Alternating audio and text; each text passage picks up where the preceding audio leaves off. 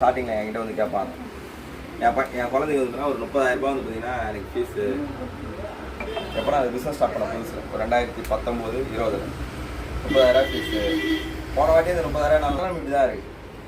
School fees 30,000 கூட அவளால் என்ன பண்ண முடியல, சேர்த்து வச்சு கட்ட முடியல. நிஜமாக அவ்வளோ டஃப்பான சுச்சுவேஷனில் தான் போகிறாங்க. அந்த மாதிரி போகிறவங்களுக்கு நான் சிம்பிளாக வந்து நான் என்ன பண்ணுவேன் அப்படின்னா, ஆக்சிஸ் இந்தியாவில் நம்மளோட இன்கம் ஆப்பர்ச்சுனிட்டி எக்ஸ்பிளைன் பண்ணுவேன். எப்படி அப்படின்னு கேட்டிங்க அப்படின்னா, ஆக்சிஸ் இந்தியாவில் ஒரு பேர் மேட்ச் பண்ண எவ்வளோங்க? 600 ரூபா. ஒரு பேர் மேட்ச் பண்ணலாம். ஒரு வாரத்துக்கு 600 ரூபா. இந்த ஒரு பேர் மேட்ச்சு நீங்கள் ஒரு வாரத்துக்கு 600 ரூபா சம்பாதிச்சாலே 52 வாரத்துக்கு எவ்வளோ சம்பாதிச்சிருப்பீங்க? நீங்கள் கணக்கு அப்புறமா போட்டுக்கோங்க. 31,200 ரூபா சம்பாதிச்சிருப்பீங்க. எவ்வளோங்க? அப்போ 30,000 ரூபாய் என்னோட பசங்களுக்கு வந்து ஸ்கூல் ஃபீஸ் கட்ட முடியலன்றவர் ஆக்சஸ்க்கு வந்து ஒரு வாரத்துக்கு ஒரு பேர் மேட்ச் பண்ணாலே 52 வாரத்தில் அவர் எவ்வளோ சம்பாதிக்கலாம்?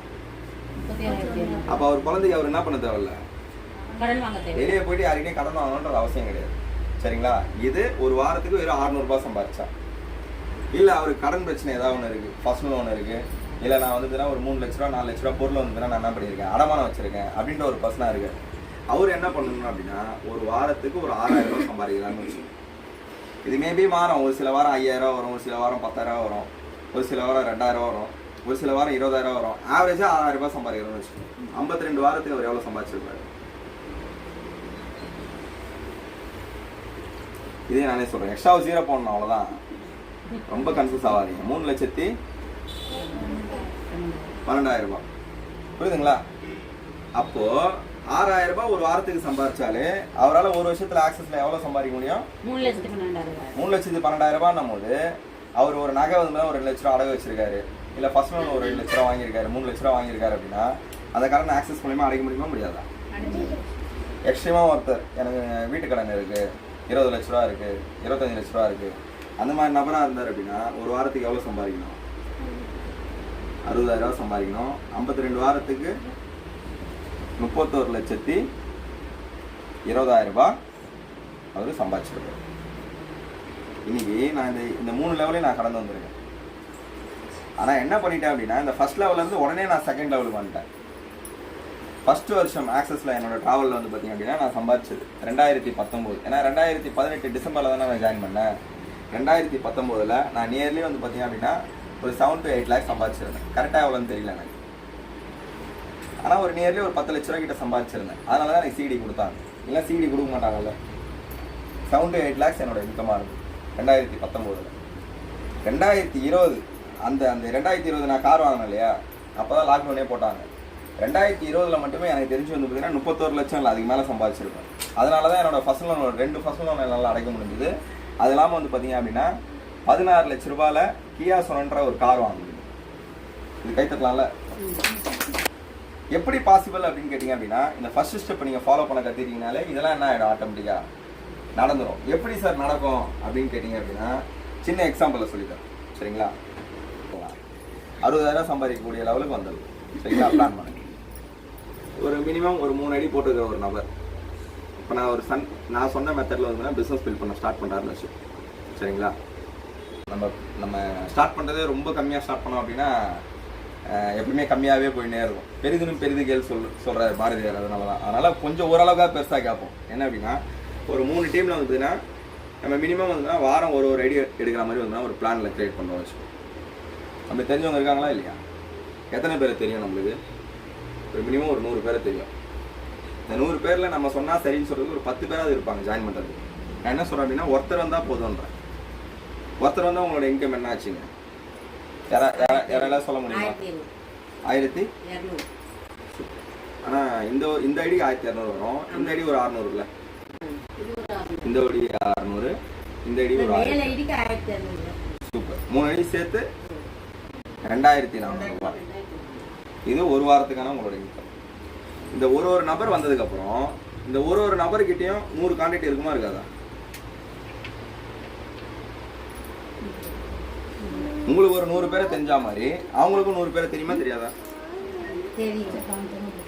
அப்போ 100 கான்டாக்ட் வச்சிருக்கிற உங்களால 4 டீம்ல ஒரு ஐடியா கொண்டு வந்தா மாதிரி இவங்க மூலமா அடுத்த வாரம் அட்லீஸ்ட் ஒரு ஐடியாவது கொண்டு வர முடியுமா முடியாதா?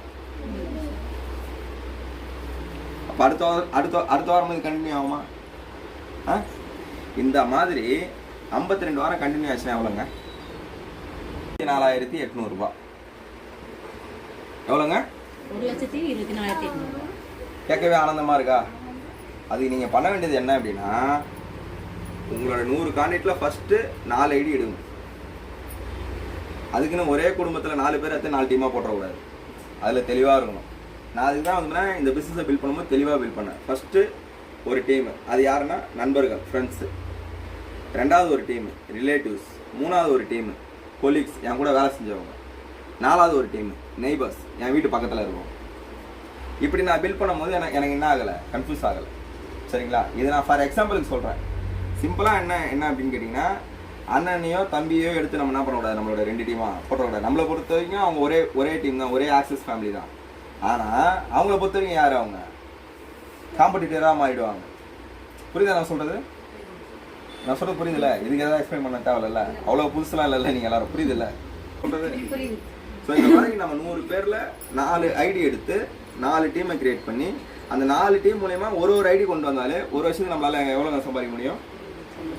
1 லட்ச ரூபாய். இதில் ஏதோ ஒரு பை லக்குன்னு கூட வச்சுக்கலாம். நான் உண்மையாக சொல்கிறேன், இதை நீங்கள் பண்ணிங்கன்னா லக்கெல்லாம் கிடையாது. அதுதான் ஆக்சஸில் நீங்கள் பண்ணுற பியூரான ஒர்க்கு. மேபி லக்கில் கூட உங்களை மாதிரியே ஒரு நபர் இந்த 4 டீம்லேயும் வந்துடுறாரு. எப்படி? உங்களை மாதிரியே ஒரு நபர் இந்த 4 டீம்லேயும் வந்துடுறாரு. உங்களை மாதிரியே ஒரு நபர் இந்த 4 டீம்லேயும் வந்தால் அவரும் அதே மாதிரி ஒரு 4 டீமில் ஒரு ஐடி எடுப்பாரா? அப்போ ஒரு டீம்லேயும் எவ்வளோ ஐடி வரும்? 4 ஐடி. அப்போ உங்களோட இன்கம் எவ்வளோ இருக்கும்? இந்த ஐடிக்கு ஒரு 2,400 ரூபாய். இந்த ஐடிக்கு 4 + 4 8, 4 + 4 8, 8 பேர் மேட்சுக்கு இந்த ஐடிக்கு 4,800 ரூபாய். ஸோ மொத்தம் எவ்வளோ ஆச்சு? 9,600 ரூபாய் இன்ட்டு 52 வாரம். எவ்வளோ இன்கம்? 4,99,200 ரூபாய். நீங்கள் இதை சம்பாதிச்சிங்கன்னா 800 ரூபா நான் கொடுத்துட்றேன். 5 லட்ச ரூபா வச்சுக்கலாம். 5 லட்ச ரூபாய் ஈஸியாக இருக்கா இல்லையா? இது ஈஸியாக தான் இருக்கும். ஆனால் இதுக்குன்னு ஒரு மெத்தட் இருக்குது. என்ன மெத்தட் அப்படின்னா, டெய்லி நீங்கள் ஆக்சஸ்க்காக வேலை செஞ்சீங்கன்னா இது ஈஸி. இல்லை நான் ஒரு வாரத்துக்கு ஒரு நாள் தான் ஆக்சஸாக வேலை செய்வேன் அப்படின்னா இந்த இன்கம் என்ன ஆகும்? கம்மியாகும். இந்த இன்கமும் என்ன ஆகும்? கம்மியாகும். ஆனால் நீங்கள் தொடர்ந்து ஒரு நாளைக்கு ஒரு நபரை நான் பார்ப்பேன் சார் அப்படின்ற பட்சத்தில் அட்லீஸ்ட் உங்களால் என்ன பண்ண முடியும்? இந்த இன்கமையாவது ஆக்சஸில் 100% 2025 உங்களால் சம்பாதிக்க முடியும். இல்லை சார், எனக்கு கீழே இருக்கிற டீம் லீடரையும் என்ன மாதிரி இதே மாதிரி ஒரு லட்ச ரூபா சம்பாதிக்க வைக்கிற ஒரு 4 பேர் எனக்கு கீழே கிரியேட் பண்ணுறோம் சார் அப்படின்னா உங்களால் என்ன பண்ண முடியும்? 2025 ஈஸியாக 5 லட்ச ரூபா சம்பாதிக்கும். இதெல்லாம் நீங்கள் ஆக்சஸில் ஒர்க் பண்ணி இது ரொம்ப ஸ்லோ ப்ராசஸ். நீங்கள் டெட் அண்ட் ஸ்லோவில் ஒர்க் பண்ணுறது தான் இது. இதில் நடுவில் என்ன வேணால் நடக்கலாம். என்ன மாதிரி ஒரு லீடர் வந்துடுறாரு இந்த டீமில், வாரம் 100 ஐடி இல்லை 300 ஐடி கொடுப்பாரு. அப்போ ஒரு ஐடி சீலிங் அடிக்கும்ல. அன்னபூர்ணி சிஸ்டர் மாதிரி ஒருத்தர் வந்துடுறாங்க, லோனா சார் மாதிரி ஒருத்தர் வந்துடுறாங்க, ஹரிபிரகாஷ் பிரதர் மாதிரி ஒருத்தர் வந்துடுறாரு. உங்கள் 3 அடி சீலிங் வச்சுதானே எவ்வளோ? 1,80,000 ரூபாய் ஒரு வாரத்துக்கு. இன்ட்டு 4 வாரம் 7,20,000 ரூபாய். இன்ட்டு 12 மாதம் எவ்வளோ? 1 கோடி ரூபாய். மேபி இந்த ப்ராசஸில் உங்களை மாதிரி ஒரு லீடர் வந்துட்டாருன்னா உங்களோட இன்கம் எவ்வளோங்க? 5 லட்ச ரூபாய். மேபி இதே ப்ராசஸில் என்ன மாதிரியோ, ஹரிபிரகாஷ் பிரதர் மாதிரியோ, அன்னபூர்ணி சிஸ்டர் மாதிரியோ, லோனா சார் மாதிரியோ இந்த மாதிரி ஒரு லீடர் வந்துட்டாங்க அப்படின்னா உங்களோட இன்கம் எவ்வளோ வாங்குவீங்க? எப்படி இருந்தாலும் ஆக்சஸில் நீங்கள் என்ன ஆவீங்க? பணம் சம்பாதிச்சு தான் உங்களோட 2025 அந்த இயர் வந்து பார்த்தீங்கன்னா சக்ஸஸ்ஃபுல்லாக ரன் பண்ணுவீங்க. அதுக்கு தான் சான்ஸே தவிர இங்கே சம்பாதிக்காமல் போகிறதுக்கு வாய்ப்பே கிடையாது. இதுக்கு நீங்கள் பண்ண வேண்டியதெல்லாம் என்னது? எதுலேருந்து ஸ்டார்ட் பண்ணணும்? வாரம் ஒரு டீம்லேயும் ஒரு ஐடி, மினிமம் 4 டீம் சூஸ் பண்ணிக்கோங்க. அந்த 4 டீம் இந்த மாதிரி பிளான் பண்ணி ஒர்க் பண்ணிங்க அப்படின்னா மினிமமாக எவ்வளோ சம்பாதிக்கலாம்? அதுக்கு உங்களை மாதிரி ஒரு லீடர் வந்தாங்கன்னா, எங்களை மாதிரி ஒரு லீடர் மேபி அந்த டீமில் வந்துட்டாங்கன்னா, புரியுதுங்களா? 1 கோடி ரூபாய் 2025 மேபி சம்பாதிச்சிட்டிங்க. உங்கள் லைஃப் எப்படி இருக்கும்? 100% வாய்ப்பு இருக்குது. 1 லட்ச ரூபா சம்பாதிக்கிறதும் வாய்ப்பு இருக்குது, 1 கோடி ரூபாய் சம்பாதிக்கிறதும் வாய்ப்பு இருக்குது, இல்லை அதுக்கு இடைப்பட்ட 5 லட்ச ரூபா சம்பாதிக்க வாய்ப்பு இருக்குது. ஆனால் நான் என்ன கேட்குறேன் அப்படின்னா, இங்கே இருக்கிற எந்த காசு சம்பாதிச்சாலும் உங்கள் ஃபேமிலிக்கு அது ஹெல்ப்ஃபுல்லாக இருக்குமா இருக்காதா? உங்கள் பிரச்சனையை அது போகுமா போகாதா?